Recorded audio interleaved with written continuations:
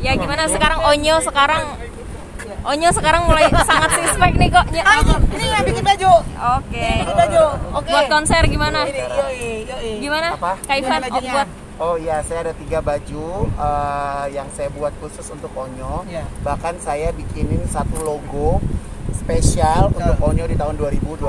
Jadi ini merupakan awal atau langkah awal menuju ke 2021. Yes, ini desainernya ya kan? Ya, Dan ini gratis. Makasih ya. kembali kasih.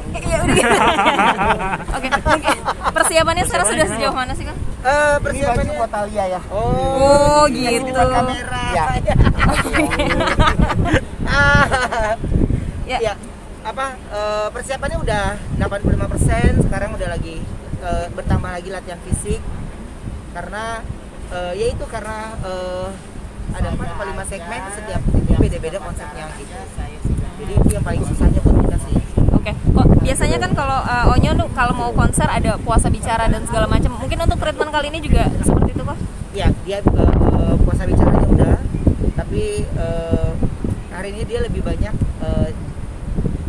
jadi bicaranya hanya pada saat les vokal aja. Selebihnya main sama adiknya ngomongin kecil, semuanya dia live. Terus yang kedua banyak waktu untuk latihan dance gitu. Karena kan ada beberapa kadang-kadang kan ya gitu Mbak, tiba-tiba ada lagu-lagu yang harus menjadi tambahan gitu. Akhirnya tapi mesti pakai koreo dan kan gak gampang gitu. Dan Onyo kan bukan dancer profesional dan dia masih pemula, jadi saya pun harus kasih dia waktu. Oh, badan Onyo terlihat six pack itu salah satu untuk persiapan konser juga nggak sih? Enggak. Emang begitu badannya. Jadi makannya mah banyak banget. Tapi ya nggak ada yang itunya sih. Nggak ada treatment khusus secara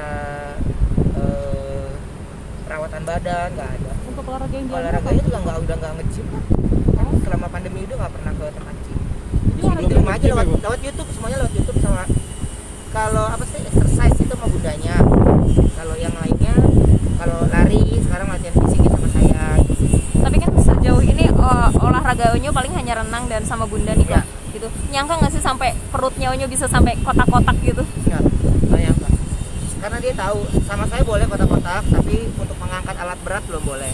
Tapi untuk ngeringin badan boleh, bikin badannya bagus boleh. Tapi kalau untuk ngangkat alat berat saya takutnya jadi malah pendek gitu. Tapi untuk anak sekecil Onyo emang udah boleh kok untuk ke six pack kayak gitu?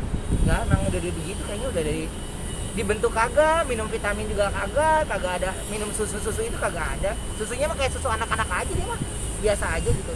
Dia emang sesuatu yang udah dari sananya begitu kayaknya nggak bakal bisa dirubah lah gitu. Jadi makan juga banyak. Lah kalau kita kita ngambil piring aja udah jadi lemak istilahnya. Nah kalau dia makan kayaknya dia lebih banyak dari gue.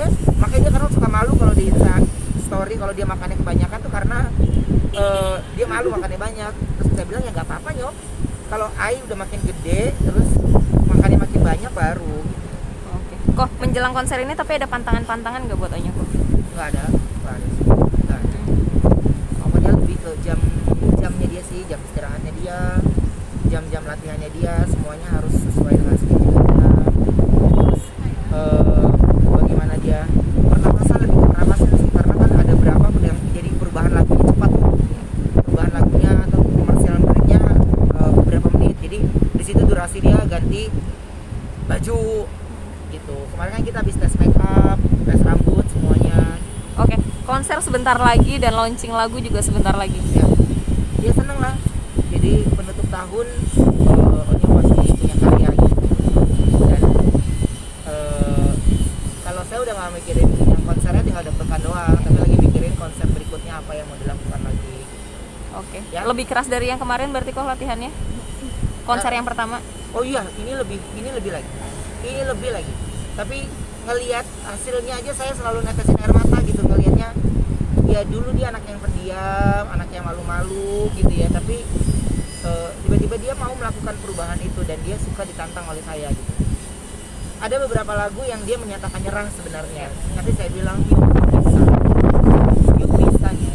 Jadi dia itu butuh orang yang ngebisikin dia untuk kasih tahu dia lu bisa. Itu yang saya bilang, kalau di sekelilingnya dia udah kayaknya lu nggak bisa deh, kayaknya lu nggak bisa deh, kayaknya lu nggak bisa bisa, ya pasti dia nggak akan bisa. Tapi kalau dari saya, Mawenda masih tahu bisa. Nyanyi secara live dengan koreo itu kan dia micingnya juga dia harus normal, dia harus ini, itu yang agak sulit sebenarnya. Tapi JR udah langsung menggunakan mic, semua menggunakan mic, jadi dia biar terbiasa.